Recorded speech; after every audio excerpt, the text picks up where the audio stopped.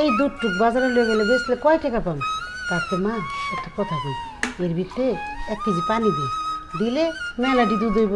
আর এই দুধে যদি এখন আমি পানি মিশিয়ে বিক্রি করি তাহলে আমরা কি করবো? হারাম পথে চলে যাবো। তাহলে আমাকে সংসার আরো বিপদের দিকে ঠাইলে যাইব।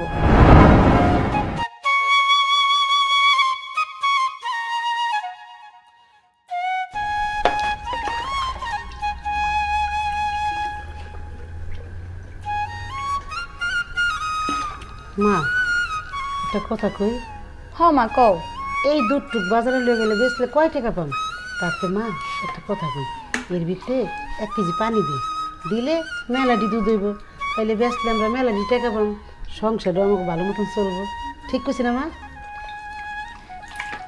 শোনো মা, একটা কথা কই, হারাম পথে চললে আমগো বরকত হইব না জীবনও। আর এই দুধে যদি এখন আমি পানি মিশিয়ে বিক্রি করি তাহলে আমরা কি করবো? হারাম পথে চলে যাবো। তাহলে আমাকে সংসার আরো বিপদের দিকে ঠাইলে যাইব।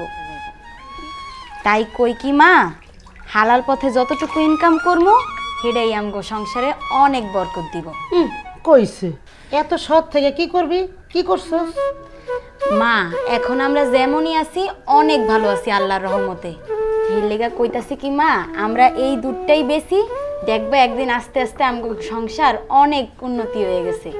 বুঝছো মা? বুঝছি। আচ্ছা মা, আমি যাই। তুই যাবি না আমি যাবো? না মা, আমি যাই, তুমি থাকো।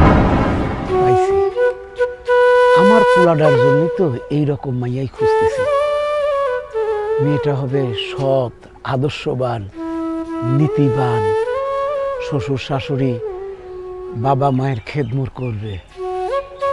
এই বাড়িতে এইরকম একটা মাইয়া আছে, এইরকম মাইয়াই তো দরকার। গরিব হোক তাতে আমার কোনো আপত্তি নাই, আমার দরকার আদর্শবান নীতিবান মাইয়া, যে শ্বশুর শাশুড়ির বাপ মায়ের খেদমত করবো। এইরকম মাইয়াই তো আমার লাগবে। তাহলে আমি লোক পাঠাবো, মেয়েটা দেখতে যেমনই হোক তাতে কোনো সমস্যা নাই।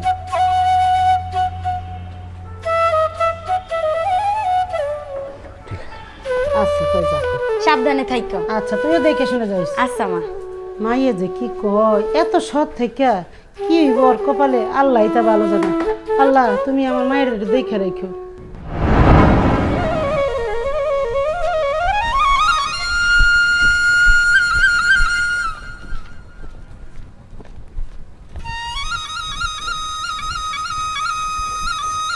কেউ কি বাড়িতে আছেন?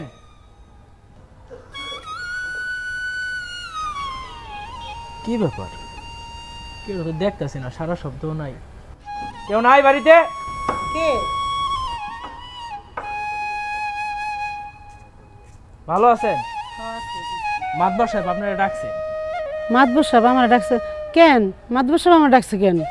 কেন ডাকছে তা তো জানি না, কিন্তু বললো চালু কইরা ডাইকা নিয়ে আয়। আমি এবার কি করলাম? আমি কি করলাম? আমার এবার কেন ডাকলো? দাঁড়ান আমি একটু দরজাটা দিয়ে আসি। আচ্ছা ঠিক আছে।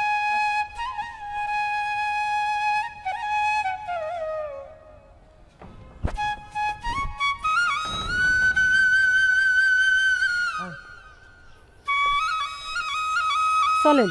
আচ্ছা চলো।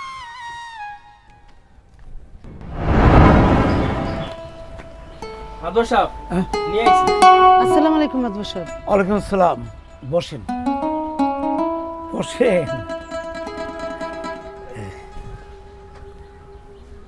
আপনারে ডেকে পাঠাইছি, আপনার সাথে কিছু জরুরি কথা আছে।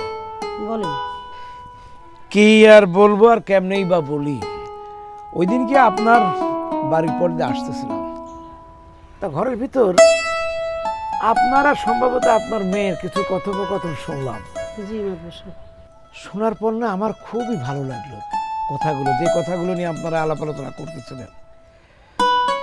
এরপর থেকে এই যে আপনার মেয়েটা, এরকম একটা মেয়ে আমি আমার ঘরের বউ করতে চাই। আমার তো একটি মাত্রই ছেলে। আপনার মেয়ের কথাবার্তা শুনে মনে হলো যে সে সৎ, ভালো, চরিত্রবান, ধার্মিক, এইরকম একটা মেয়েই আমার দরকার। কি কান মাতবর সাহেব, আপনি কি আমার সাথে মস্করা করতেছেন? না না, কি বলেন, আমি মস্করা করতে যাব কেন?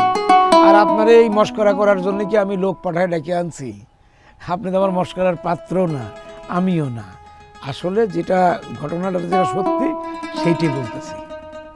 এখন যদি আপনি রাজি থাকেন। মাতবর সাহেব, এটা তো খুব খুশির সংবাদ। আমাদের মতন গরিব ঘরের মেয়ে আপনার ছেলের বউ হয়ে আসবে, এটা তো খুব খুশির কথা। না না, এইটা কি বলতেছেন আপনি? আরে গরিব বড় লোক তো দুনিয়ার সৃষ্টি। মানুষ যখন পৃথিবীতে আসে, আল্লাহ পাক যখন পাঠায়, সকল তো একইভাবে আসে। কেউ অর্থ করি সম্পদ নিয়ে আসে না, দুনিয়ায় এসেই হয়।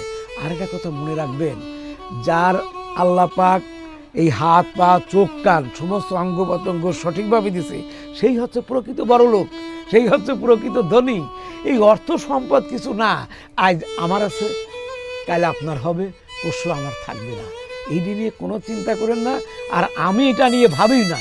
আমার দরকার একটা আদর্শবান, নীতিবান, ধার্মিক মেয়ে। আমার মনে হয় আপনার মেয়েটা তাই। এখন আপনার মেয়েটারে আমার ছেলের বউ করব, এই ব্যাপারে আপনি রাজি হবেন কিনা সেইটা করুন। হ্যাঁ মাতবর সাহেব, আপনার যেটা ভালো মনে হয় এইটাই করেন, আমি রাজি। তাইলে মাতবর সাহেব, আমি এখন আসি। হ্যাঁ আসেন, আমি এদিকে বিয়ের আয়োজন করি। এই যা আগা দিয়া। আসসালামু আলাইকুম। ওয়ালাইকুম আসসালাম।